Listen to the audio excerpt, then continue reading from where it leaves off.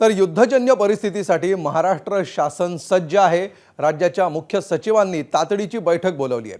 मुख्य सचिव सुजाता सोनिक यांच्या अध्यक्षतेखाली ही बैठक सध्या सुरू आहे। सर्व महापालिकांचे आपत्ती व्यवस्थापन विभाग प्रमुख या बैठकीला हजर आहेत। मुख्य सचिव व्हिडिओ कॉन्फरन्सच्या माध्यमातून सूचना देणार आहेत। आणि अधिक माहिती घेऊया आमचे प्रतिनिधी अभिषेक मुठाळ यांच्याकडून। अभिषेक, एकूणच भारत आणि पाकिस्तानमध्ये सध्याला आपल्याला भूराजकीय तणाव पाहायला मिळतो आहे आणि त्याच पार्श्वभूमीवर जर पाहायचं तर केंद्राकडनं अनेक ठिकाणी आपल्याला मॉक ड्रिल्स करण्यासंदर्भात सूचना देण्यात आलेल्या होत्या आणि त्यानंतर राज्यामध्ये देखील तशा प्रकारच्या हालचाली आपल्याला होताना पाहायला मिळत आहेत। एकूणच याच युद्धजन्य परिस्थितीच्या पार्श्वभूमीवर महाराष्ट्र सरकार देखील आपल्याला सज्ज असल्याचं पाहायला मिळत आहे।